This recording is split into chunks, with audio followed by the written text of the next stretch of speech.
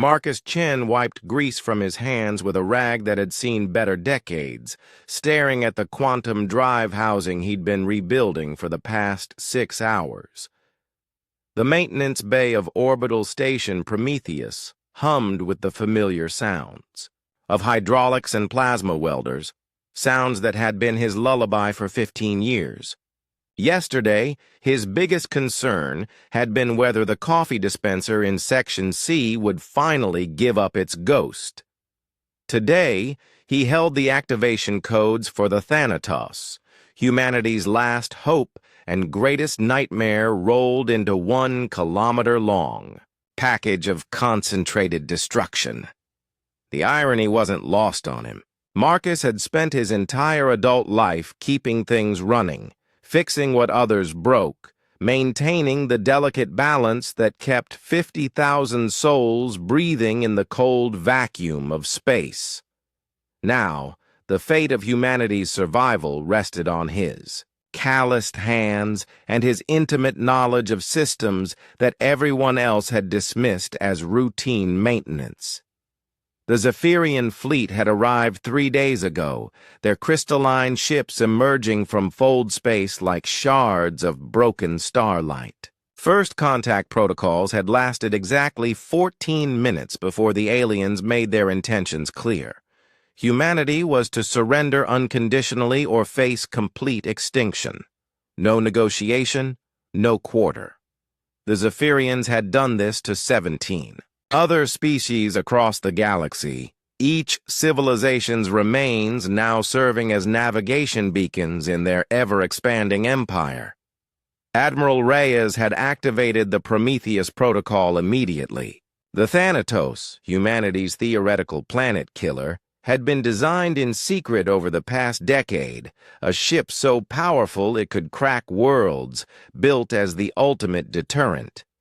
But there was a problem.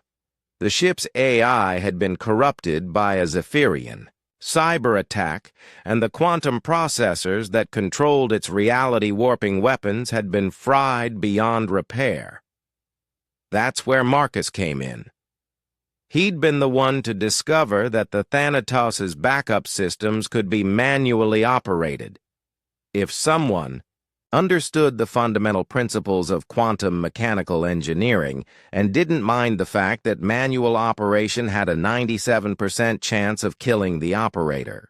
The ship needed someone who could feel the rhythm of its engines, who could sense when the quantum fields were properly aligned, who could coax maximum performance from systems that were never meant to be run by human hands. The Admiralty had looked at Marcus's service record, 15 years of perfect maintenance scores, 3 commendations for keeping critical systems online during emergencies, and a reputation for making impossible repairs with nothing but spare parts and stubborn determination. More importantly, he'd written his doctoral thesis on quantum. Field manipulation before the war had forced him to abandon academia for a wrench and a steady paycheck. "Chen!" Admiral Reyes's voice crackled through the comm system. "Status report." Marcus glanced at the chronometer. The Zephyrian ultimatum expired in 6 hours. "Drive core is optimized, Admiral. Weapon systems are responding to manual interface. Protocols. I've bypassed the AI restrictions on the reality cascade generators." He paused, running his hand along the cold metal of the control console. "She's ready." "And you understand the risks?" Marcus almost laughed. Risks. As if manually operating a ship designed to unravel the fundamental forces of reality was just another day at the office. The quantum feedback alone would probably cook his nervous system in the first 10 minutes. But he'd run the calculations a dozen times, and there was one variable that everyone else had missed. The Zephyrians had made one crucial error in their intelligence gathering. They'd assumed humanity's Doomsday ship was like their own vessels, elegant, efficient, controlled by sophisticated AI systems that could be corrupted or hacked. They hadn't counted on human ingenuity, on the kind of stubborn, improvised engineering that turned garbage scows into generation ships and mining lasers into weapons of war. They certainly hadn't counted on Marcus Chen. "Admiral," Marcus said, his voice steady despite the adrenaline coursing through his veins. "Permission to take the Thanatos online. Granted. Godspeed, Marcus." The massive ship shuddered to life around him as Marcus's hands moved across the manual controls with practiced precision. The quantum drives resonated in harmony, their frequency matching the calculations he'd memorized. Reality cascade generators hummed with barely contained power, their energy signatures painting the bridge in shifting colors that had no names in human language. Through the viewport, Marcus could see the Zephyrian fleet approaching Earth's moon, their crystalline hulls reflecting Sol's light like a constellation of malevolent stars, beautiful and terrible, just like the weapon he now controlled.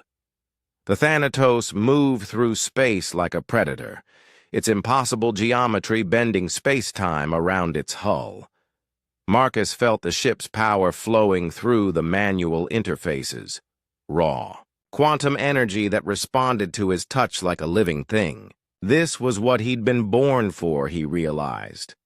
Not to fix broken coffee dispensers or repair atmospheric recyclers, but to stand at the controls of humanity's ultimate creation and prove that sometimes the right human in the right place could change the course of history. The Zephyrian flagship loomed ahead, massive and confident in its superiority. Marcus aligned the reality cascade generators, feeling the quantum fields lock into perfect synchronization. The weapon's targeting matrix painted the alien fleet in brilliant orange overlays, calculating trajectories and power requirements with mathematical precision. "For humanity," Marcus whispered, and pressed the firing stud. Reality screamed. Phi, cascade wave erupted from the Thanatos like a fist of pure physics, tearing through space-time itself. Where it touched the Zephyrian ships, matter simply stopped. Not destroyed, not annihilated, it ceased to have ever existed, erased from the quantum foam that underlied all creation. Marcus felt the feedback hit him like a physical blow, neural, pathways burning as quantum energy coursed through his nervous system. But he held on, his mechanic's instincts keeping his hands steady on the controls as the ship's power flowed through him and into the void. When the light faded, the Zephyrian fleet was gone. Not destroyed, simply absent, as if it had never been. Space itself seemed to sigh in relief as reality reasserted itself. Marcus slumped forward, his vision blurring as his body finally registered the damage the quantum feedback had inflicted. But he was alive somehow, against all probability and physics. The ship's medical systems were already flooding the bridge with healing nanites, and he could feel his burned neural pathways beginning to regenerate. "Chen." Admiral Reyes's voice was thick with emotion. "Status report." Marcus looked out at the empty space where the alien fleet had been, then at his hands, still steady, still strong, still capable of fixing whatever needed fixing. "Threat." "Neutralized, Admiral. All systems nominal." He was still just a mechanic. But today, that had been enough to save the human race. And tomorrow, there would be other things that needed fixing.